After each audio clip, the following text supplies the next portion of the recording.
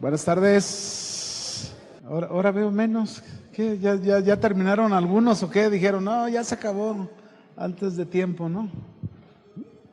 Vamos a continuar en nuestra última clase y vamos a notar una pregunta. ¿Qué es el arrepentimiento? Es el fundamento en el que nos quedamos hace 8 días y vimos el arrepentimiento de las obras muertas.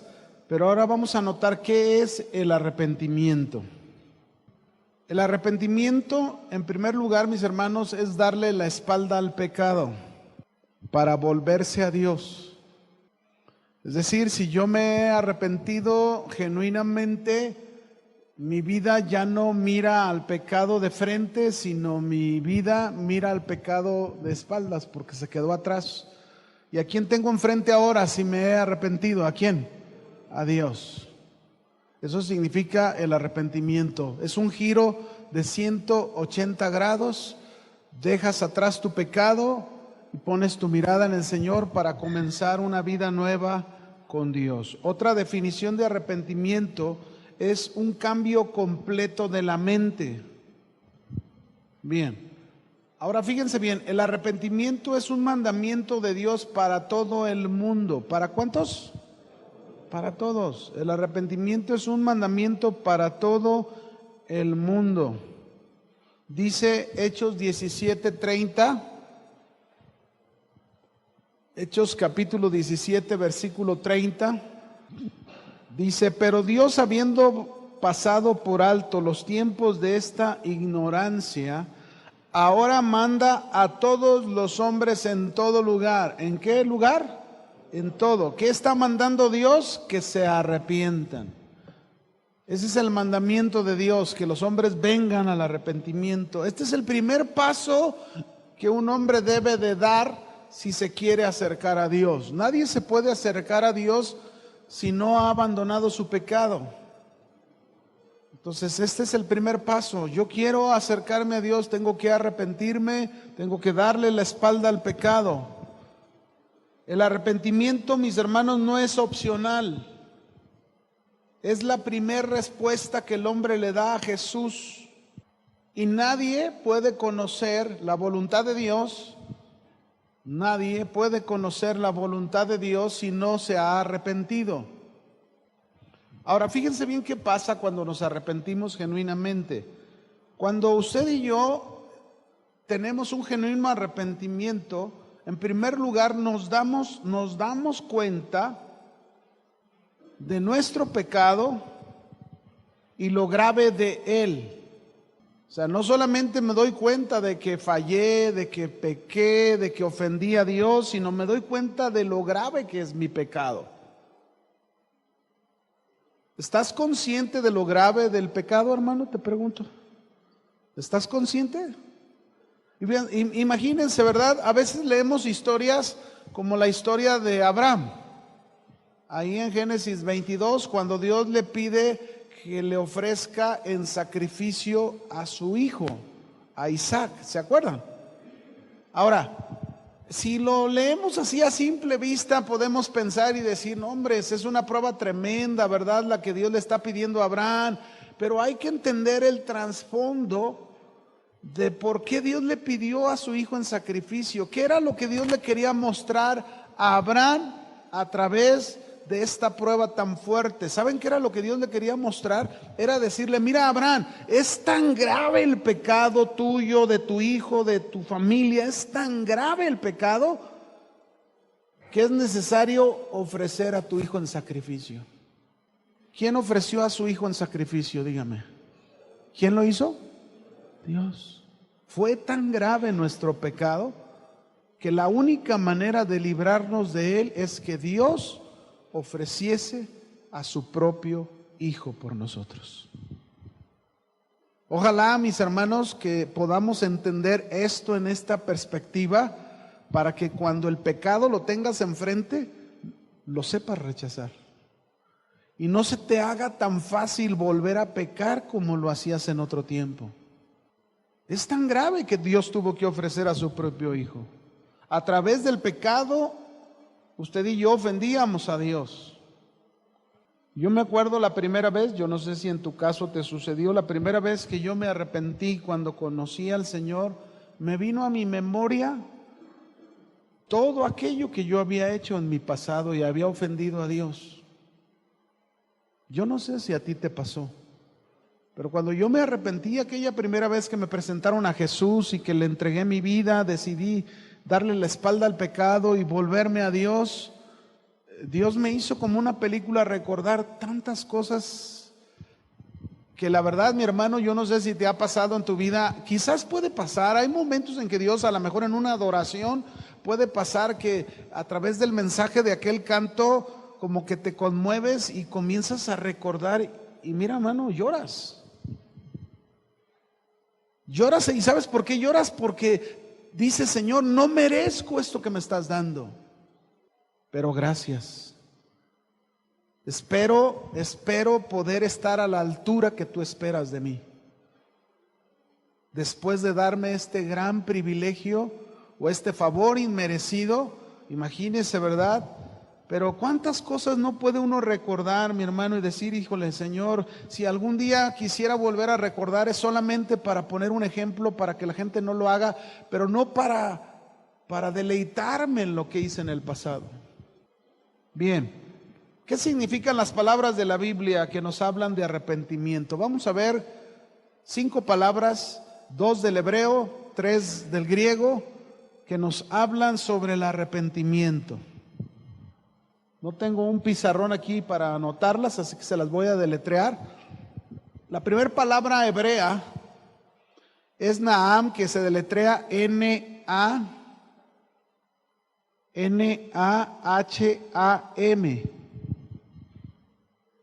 Repito, N-A-H-A-M, Naham o Naham. Naham o Naham.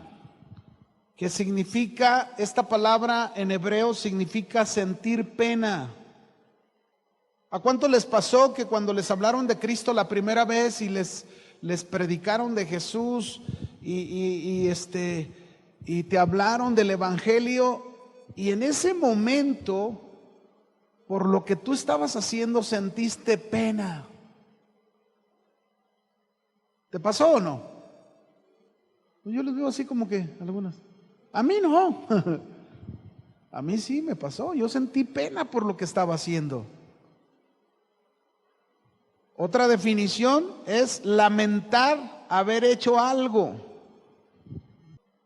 Lamentar haber hecho ¿qué? Algo. Ese algo puede ser desde algo muy insignificante, pequeño, porque se le llama pecado, a algo grandísimo. Aquí no cabe como cuando allá en la iglesia tradicional enseñaban, ¿verdad? Es pecado, este es pecado así, no, aquí pecado es pecado, sea chico, sea grande. Es una ofensa a Dios, es un quebrantar la voluntad de Dios y por pecar, dice la Biblia, la paga del pecado es muerte. Pero ¿cuántas veces, mis hermanos, debemos lamentarnos por haber hecho algo? Por ejemplo, si yo le platicara de mi vida pasada, no quiero entretenerme mucho en estos ejemplos que se me va el tiempo, pero yo fui causante de romper una relación de mi padre con una hermana y con la familia de esa hermana de mi papá. ¿Y saben por qué? Porque cuando yo tenía 11 años, yo fui a Mazatlán con esta familia y yo actué mal, me robé unos relojes de buena marca. Y luego en el tren de regreso los vendí todos. Y luego llegué a Guadalajara y mi padre me dijo, oye, que tú esto, no, yo nunca los tomé, y me pegó, me colgó, me hizo lo que él quiso y nunca dije que yo fui. Y esto fue causa de una rotura y yo lo hice. Y nunca le dije a mi papá que yo fui. Siempre me lo negué. ¿Saben cuándo se lo confesé? Cuando me convertí a Cristo. Y tuve que hablarlo con mi padre. ¿Por qué? Porque me lamentaba haber hecho lo que hice. Tenía 11 años, no hay excusa. Pasaron los años y fíjese cómo la vida a veces te da duro. Pasaron como de 11 años a los 17 años, mi padre me había metido al ferrocarril. Yo tenía que ir a Mazatlán a hacer lo que le llamaban en el ferrocarril. Tú estás aquí en Guadalajara, para un puesto tú tenías que ir a hacer derechos. Y entre más rápido hicieras derechos, pudieras llegar a tener una planta aquí en Guadalajara. Entonces yo fui a Mazatlán. Pues habían pasado ya de 11 a 17, habían pasado 6 años, ya era diferente mi vida, ¿no? ¿O no? Yo todavía no conocía al Señor, pero fíjense lo que el Señor permitió en mi vida. Le hablé a la tía, a esa tía que ya habían pasado varios años, y le dije, oye, ¿puedo llegar a su casa? Voy a hacer nada más un día voy a llegar, y fui, y me dio oportunidad de llegar a su casa. Y había un primo con el cual desde mis 11 años éramos los dos bien, pues así como le llaman uña y mugre, ¿no? Si han oído esa expresión, ¿verdad? Así éramos los dos. Entonces, yo fui a lo que iba a hacer derechos. Cuando los hice, al día siguiente tuve un día libre y me quise quedar con mi primo y me llevó a la playa. Pero ¿qué cree que pasó ese día? Se volaron otros relojes. Pero yo no fui. Yo anduve todo el día en la playa con mi primo, y cuando regresamos, en cuanto entro a la casa, llegó una patrulla, me agarraron, me esposaron, me subieron a la patrulla, me llevaron ahí donde te guardan un ratito, porque ¿en quién creen que pensaron que se había robado los relojes? ¿En quién? ¿En quién? Yo no había sido. Duré un día ya guardadito, llorando con el Señor, no, porque todavía no lo conocía, un año después lo conocí, pero estaba ahí guardadito cuando una prima que estaba de visita con ellos, yo creo que sintió pena por lo que estaba pasando y confesó y dijo, no, yo los agarré y los entregó, los devolvió. Ya ven, no nada más yo, hay otros ratas. Y gracias a Dios me libraron, pero me sirvió de lección, hermano, aunque no conocía al Señor, fue una lección bien tremenda. Ya después conocí al Señor y ya yo le dije a mi padre tantas cosas, ¿no?, que yo había hecho en mi vida. Eso ya ni se lo platiqué a mi papá, si no se hubiera vuelto a enojar con su hermana, ¿no? Entonces, no, eso ni le platico lo que me pasó, ¿no? Pero, en fin, ahí está, Naham, es la primera. La segunda palabra hebrea que tiene que ver con el arrepentimiento es shub, S-H-U-B, B de bueno, S-H-U-B. Esa es la palabra hebrea. Y esta palabra hebrea significa volverse a Dios. Significa hacer un cambio radical de actitud. Eso es lo que significa, hacer un cambio radical de actitud. Esas son las dos palabras hebreas que tienen que ver con el arrepentimiento, ¿sí? Ahora vamos a ver las tres palabras griegas que tienen que ver con el arrepentimiento. La primera palabra es metanoeo. Metanoeo. ¿Sí lo deletreo? Está fácil, ¿no? Metanoeo. Así de fácil. ¿Qué significa metanoeo en griego? Significa cambio de vida. Cambio de actitud con respecto al pecado. Es decir, por ejemplo, es un ejemplo, ¿no? Como lo que yo hice. Metanoeo significa, es que yo llegue a tener un cambio de actitud con respecto a lo que hice, ya no volverlo a hacer. Porque si lo sigo haciendo, pues ahorita sería el rata de ratas.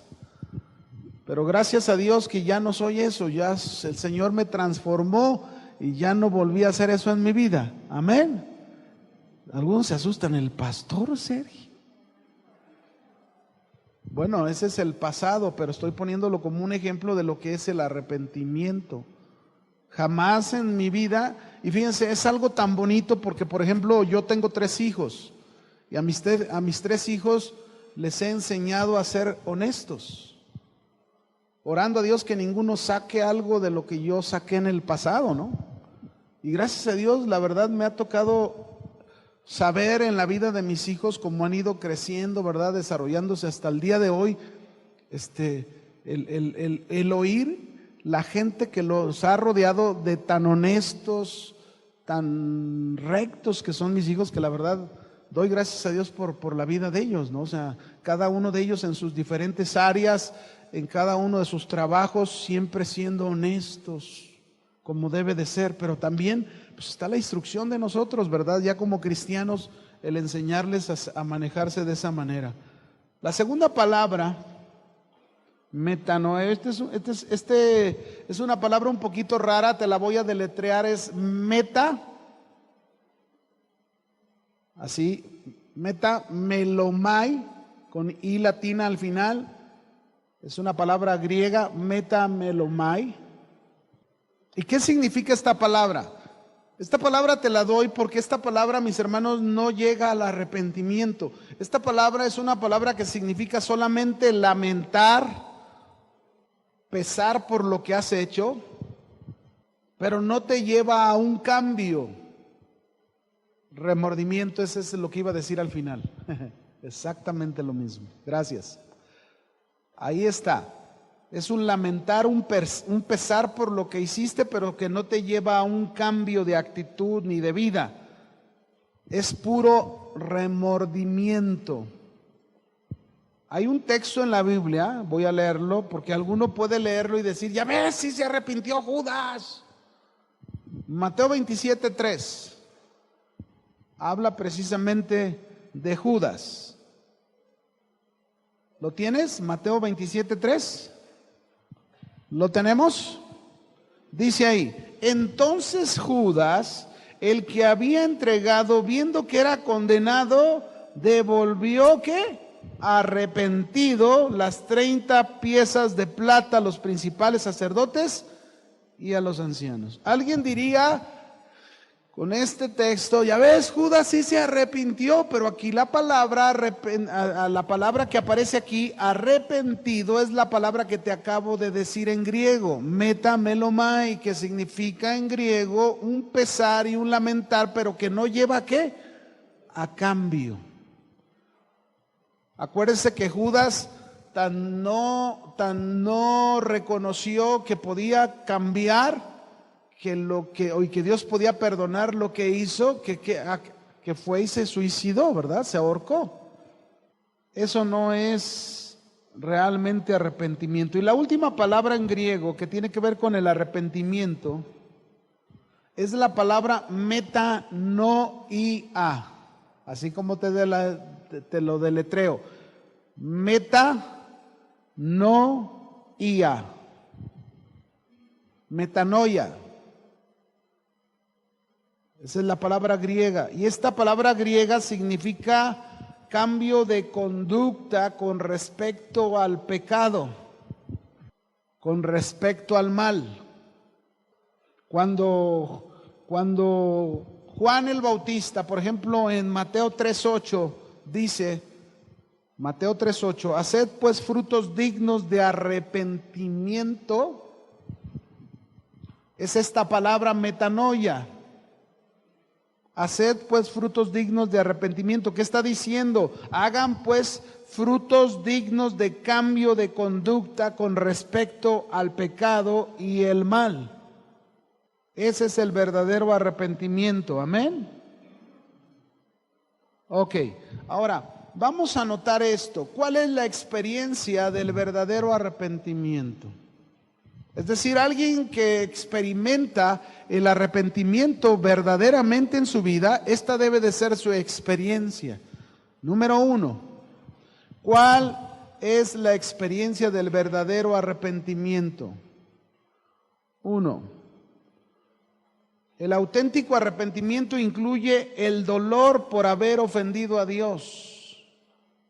Hay dolor profundo, fuerte, que te lleva a un cambio, ¿no? Por haber ofendido a Dios. ¿Se acuerdan que David, en segunda de Samuel, capítulo 11, él pecó, ¿verdad? ¿Se acuerdan del rey David? y pecó tomando la mujer de Urías y adulteró con ella, y luego después mandó matar a Urías poniéndolo al frente de la batalla para que fuera el primero que lo asesinaran y poderse quedar con su mujer. Cuando él hizo esto en el capítulo 11, en el capítulo 12 de Segunda de Samuel, Dios le envió un profeta, al profeta Natán, y le confrontó con su pecado a través de una ilustración, ¿verdad? Un ejemplo. Dice, le dijo el profeta Natán, mira, había un rey que tenía muchas cabras, muchísimas, muchos, tenía muchísimos ganado tenía. Pero había un hombre humilde ahí en la región, pobre, que nada más tenía una corderita que la habían criado desde chiquita, pequeña, comía a la mesa con toda la familia, ¿verdad? Sus hijos la querían mucho. Entonces llegó alguien con el rey, extranjeros, y entonces el rey dijo, bueno, pues vamos a hacer un banquete para ellos, y ordenó que fueran y le quitaran, teniendo él tantas corderas, ordenó que le quitaran esa única corderita a ese señor. Y entonces cuando le quitaron la corderita y se la llevaron, dice que el rey David se enojó muchísimo, se molestó y dijo, el que tal cosa hizo debe pagarlo 4 veces lo que hizo. Y entonces el profeta Natán, pues ese eres tú. Imagínense qué tremendo. 4 veces vas a pagar, tu misma boca te enlazó. 4, y ¿saben qué? David pagó por eso, mis hermanos, con su familia, lo vivió. A su hija Tamara la violaron. A su hijo, uno de sus hijos, Amnón, su otro hijo, lo mató. Absalón, su hijo, quiso rebelarse contra él y tomar el reino por la fuerza. O sea, la vivió tremenda el rey David. Pero sin embargo, cuando fue confrontado por el profeta Natán, se arrepintió el rey David de haber hecho lo que había hecho. ¿Y qué fue lo primero que pasó por su experiencia? Dolor profundo por haber hecho lo que hizo, por haber ofendido a Dios. De ahí surgió el Salmo 51. Si hay duda en tu vida de cómo se arrepintió el rey David, está el Salmo 51. Por eso, mis hermanos, la verdad, no hay como caminar derechitos, ¿verdad? Porque algunos sacan la excusa, ya ves, el rey David adulteró, yo también lo puedo hacer, ándale, para que a lo mejor tú no pagues 4, sino pagues 10. Qué tremendo, las consecuencias del pecado. Así que, mis hermanos, vayamos al arrepentimiento. A lo mejor no cometemos una falta, sí, pero si hay una falta ya en tu vida como cristiano y le faltas a tu esposa o a tus hijos o a algún compañero en el trabajo o hasta al patrón e hiciste algo que es pecado, que no está correcto delante de los ojos de Dios, ¿sabes qué? Experimenta dolor por lo que hiciste porque ofendiste a Dios. Ahí comienza el arrepentimiento. Esta es una experiencia del arrepentimiento. La segunda, el auténtico dolor, mis hermanos, incluye una profunda humillación ante el Señor. Incluye una profunda humillación. Los cristianos, mis hermanos, debemos aprender a vivir siempre humillados. ¿Cuándo? Siempre. Porque luego pasan los años del cristianismo y nos volvemos como los matrimonios. Que todo bonito, todo y te quiero, y eres mi amor. Pero luego pasan los años y ya, oye, pues no que era tu amor,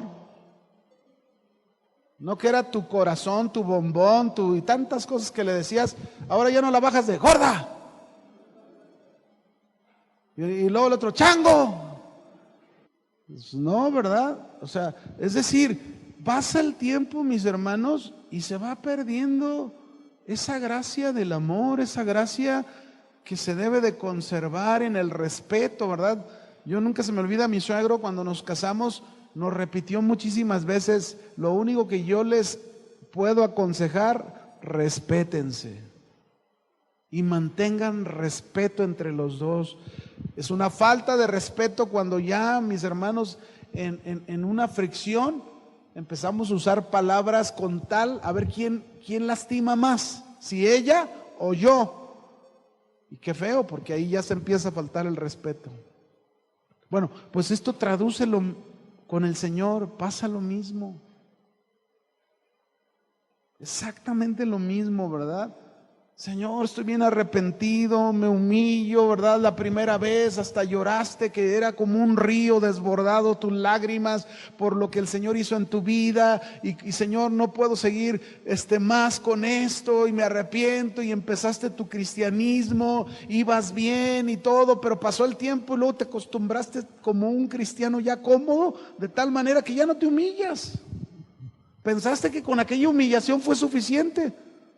Debemos aprender en el arrepentimiento a vivir siempre humillados. Fíjense bien, el arrepentimiento, el fundamento del arrepentimiento, mis hermanos, no quiere decir que el arrepentimiento es nada más cuando nos hablaron de Cristo, me arrepentí y ya, no. Desde ahí, toda tu vida, desde ese momento hasta que Cristo venga por ti, es una vida de arrepentimiento.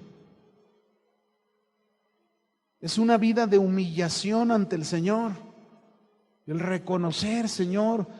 Por eso dice Primera de Juan 1:9, ¿a quién les escribió Juan? A los creyentes. Primera de Juan 1:9, ¿qué dice? Si confesamos nuestros pecados, Él es fiel y justo para perdonarnos y limpiarnos de toda maldad. Es para los cristianos este versículo. ¿Qué quiere decir? Que los cristianos no podemos perder la sensibilidad de nuestro pecado. Por eso debemos vivir humillados, porque fallamos, hermanos. ¿Sí o no? ¿O hay alguno aquí que ya no falle en su vida? Para amontonarlo. Porque eso no es verdad. Yo fallo. A lo mejor un día me levanté mal y ya le levanté la voz a mi esposa, ya la regué. Tengo que confesar mi pecado y pedirle perdón a mi esposa y pedirle perdón a Dios. La regué. O a lo mejor a mi hijo le discipliné mal y lo hice mal. Y entonces tengo que confesar mi pecado y pedirle perdón a Dios. Acuérdense que ustedes cantan. ¿Cuántos cantan cuántos entonan ese canto? He limpiado mis manos. He limpiado mis pies. Pero fíjate en qué tiempo lo está diciendo, he limpiado. Esto quiere decir que ya confesaste tu pecado diario, que ya le pediste perdón al Señor diario para que te limpie de tu maldad todos los días. ¿Cuándo? Como lo hacían los sacerdotes, todos los días. Por eso tenemos que aprender. Esta es la vida del arrepentimiento, humillados ante el Señor. 3. El auténtico arrepentimiento conlleva el sentido de vergüenza por nuestras malas obras. Sentido de vergüenza. Algunos diríamos ya son sinvergüenzas. No tienen vergüenza. Nos avergonzamos por lo que hicimos.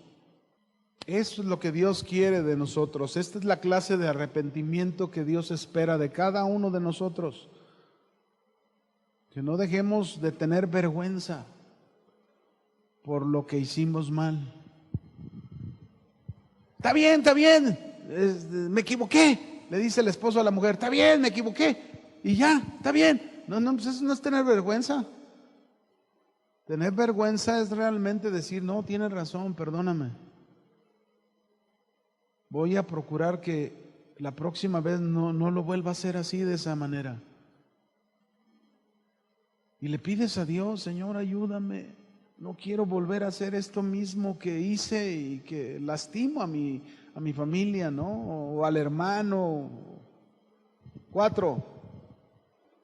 El auténtico arrepentimiento, fíjate bien, el auténtico arrepentimiento es odio hacia el pecado. No hacia el pecador, hacia el pecado. ¿Qué se siente? Odio. Por ejemplo, déjenme, yo sé que no es fácil esto que voy a decir, no es nada fácil con este ejemplo que voy a poner, pero así debería de ser. Suponiendo que tenemos enfrente una pareja de cristianos, casados, esposa y esposo. Pero el esposo viene a la iglesia y como que le baja las pilas y comienza a ser grosero, a ser áspero con su mujer, y ella le empieza a decir: oye, pero mira, acuérdate, nos enseñaron el domingo que no debe de ser así. Y entonces él: no, pero, y ya, bueno, la cosa es que no se deja, pero yo soy la cabeza y tú te debes de sujetar a mí, ¿verdad? Y le está diciendo, porque la Biblia lo dice. Oye, pero yo también te estoy hablando de la Biblia, de otras cosas para que cambies. No, pero, y ahí están los dos, ¿no? Pero resulta que al final que dice que era cristiano se enfada de su esposa y agarra otra hermanita de la iglesia y se va con ella. Y se va a otro lugar para que los pastores de la iglesia no le digan nada.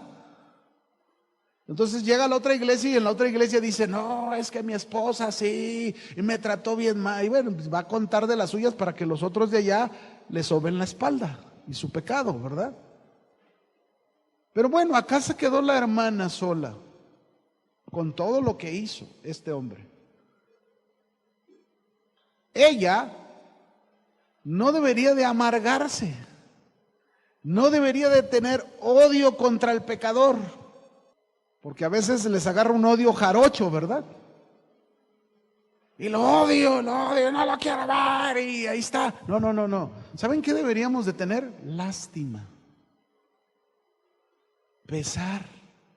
Si realmente estamos nosotros en la verdad, en el arrepentimiento genuino como debe de ser, nos debería de doler, porque sabemos el final de la vida de esas personas. Comúnmente no lo hacemos de esa manera. Comúnmente lo hacemos de la forma como el mundo lo hace, cuando no debe de ser así, mis hermanos. Es odio hacia el pecado. Ese es el único lugar donde Dios nos permite odiar. ¿A quién vamos a odiar? Al pecado, nuestras malas obras, aquellas cosas que no son aceptables a los ojos de Dios. Eso es lo que debemos odiar. Debemos odiar cuando le gritamos a la esposa, esos gritos, esa forma de faltar al respeto. Debemos odiar cuando no somos honestos y decimos mentiras. Eso debemos odiar. Bien, ¿cuáles son las partes? Esta es otra pregunta. ¿Cuáles son las partes de nuestra vida? Yo creo que en esto vamos a terminar. ¿Cuáles son las partes de nuestra vida que son afectadas por el arrepentimiento? ¿Cuáles son las partes de nuestra vida que son afectadas por el arrepentimiento? Ayúdenme. Número 1, ¿cuál es la primer parte de nuestra vida que es afectada cuando nos arrepentimos? ¿Se acuerdan? La causa del pecado es muerte. ¿En qué estábamos muertos? En nuestro espíritu. Y cuando tú te arrepientes genuinamente en tu vida, ¿en qué afecta el arrepentimiento en tu vida espiritual? Tú estabas muerto, pero con el genuino arrepentimiento y la fe, que es el otro fundamento, se te otorga una nueva vida espiritual. Donde estabas muerto, ahora tienes nueva vida. Esa es la primer área que es afectada por el arrepentimiento. La parte espiritual, la relación espiritual que necesitamos para poder acercarnos a Dios. Sin esta parte espiritual no podemos acercarnos a Dios.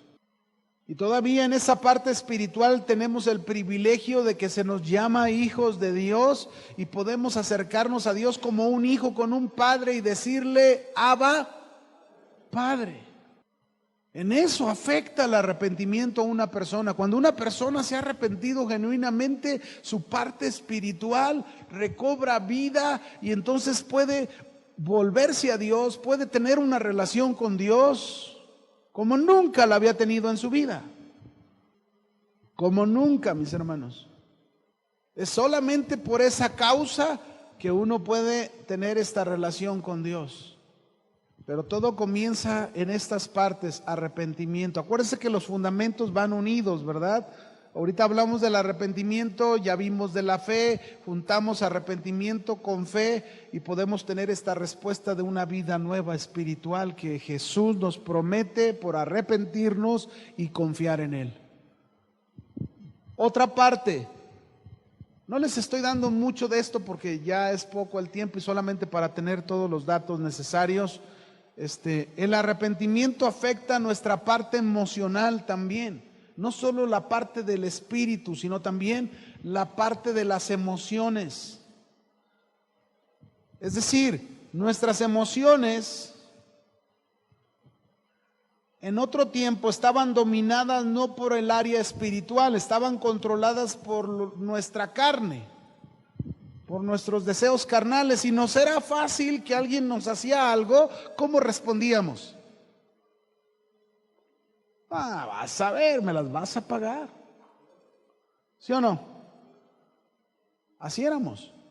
Pero cuando nos arrepentimos, esta parte espiritual también es afectada. Es decir, ya como que ya no compaginamos con los mismos deseos. Ya no puedo yo vengarme de aquel que me hizo algo. ¿Por qué? Porque no, el Señor me enseña que no es por ahí, que debo de perdonarlo. Y la experiencia en mis emociones es diferente, es distinta. ¿Sí? Así es en el cambio con el arrepentimiento. Las emociones, mis hermanos, comienzan a tomar, no digo que en el primer momento, sino paso a paso, comienzas a ubicar el orden de tus emociones. Acuérdense que aquí la clave es: entre más la vida espiritual crece en ti, más dominio tienes sobre estas áreas de tu alma, que son tus emociones, es tu mente y es tu voluntad. Entonces, las áreas emocionales, los sentimientos comienzan a estar más de acuerdo a la vida espiritual. Entre más voy creciendo, madurando en esa vida espiritual, menos sentimientos equivocados permito. Pero también otra parte afectada no solamente es la emocional, el arrepentimiento afecta nuestra mente. ¿En qué sentido afecta nuestra mente? En primer lugar, al pecado lo vemos tal cual es. Antes no. Antes hacías y ¿qué tiene? Pues no, ni en cuenta, ni sabías que era pecado. Pero ahora tu mente ya no piensa igual del pecado. Tu mente es consciente de las cosas y sabes que aquello que estás por hacer no es lo correcto. Entonces en tu mente tú dices: no, yo esto no lo hago porque me va a traer este problema, me va a traer estas consecuencias, y entonces rechazas al pecado en tu mente, ¿no? Estamos conscientes y entendidos de lo que es el pecado y sus consecuencias. Por lo tanto, lo abandonamos y no nos deleitamos en él. Volvemos a lo mismo que dijimos con los sentimientos. Entre más pongo en mi mente la palabra espiritual de Cristo, la palabra espiritual de Dios, entre más la coloco en mi mente y crezco en la vida espiritual, voy a tener una mente más limpia, una mente más pura, una mente que se parece más cada día a la mente de Cristo. No alcancé a oír, a ver. Claro, es un cambio, pero acuérdense que este cambio que Dios quita el corazón de piedra y pone un corazón de carne, se va mostrando en esto, pero en la vida de cada uno de nosotros no es automático que ya, no, es nosotros somos responsables por la nueva vida espiritual que se nos dio en desarrollar esa nueva vida espiritual en estas áreas de nuestra vida, la mente, las emociones y en la voluntad. Amén. Así es como tenemos que trabajar. Por eso, por ejemplo, si hablo de la mente en Romanos 12:2 nos dice ¿qué debemos hacer? Romanos 12:2. Dice ahí, Romanos 12:2, no os conforméis a este siglo, sino transformaos. Vea lo que nos está diciendo que hagamos. Transformaos. ¿Qué significa transformación? Es cambio. por medio de la renovación ¿de qué? De nuestro entendimiento, para que comprobéis cuál sea la buena voluntad de Dios, agradable y perfecta. Pero ¿cómo vamos a renovar el entendimiento? ¿Con qué lo vamos a renovar? Con la palabra. Tú métele a tu mente la palabra de Dios y obedécela, y luego me vas a decir si es igual que cuando no lo hacías. No, pero hay que meterle a la mente la palabra de Dios y obedecerla. Y ahí es donde vemos esa transformación en nosotros. Hay un texto que dice: tal es el pensamiento, tal es él. Lo que hay en tu mente es lo que eres tú. Si realmente tú pones la palabra de Dios en tu mente, esa va a ser tu comportamiento, tu conducta. Y por último, con esto termino, el arrepentimiento también afecta nuestra voluntad, nuestras decisiones. Es decir, una vez que tú te has arrepentido, hay un nuevo propósito y una nueva motivación de vida en ti. ¿Cuál es tu primera decisión que tomas en el arrepentimiento? ¿Cuál es tu primera decisión que tomas? Ya se acuerda que dijimos que era arrepentimiento, ¿no? Darle la espalda al pecado y volvernos a Dios. Entonces, ¿cuál es tu primera decisión que tomas cuando te arrepientes? Abandonas al pecado para volverte a Dios, ¿verdad que sí? Ahí está tu primera decisión. Comenzamos a decidir lo que nos conviene para agradar a Dios de acuerdo a su voluntad. Y aparte, pues lo que decidimos de acuerdo a la voluntad de Dios nos conviene a nosotros, porque nos hace vivir en paz y nos hace vivir saludables y nos hace vivir mejores, ¿verdad? Por ejemplo, ¿cómo me evito gastritis? ¿Cómo me evito gastritis? La Biblia dice: confía en Dios. ¿No? Ay, es que va a llegar y me van a cobrar y va a hacer esto, ya subió aquello. Confía en Dios. Y si confías en Dios, vas a estar tranquilo. Pero si estás ahí apurado y preocupado, pues hasta un agujero grandote se te va a hacer en el estómago. ¿Sí o no? O con un dolor de cabeza.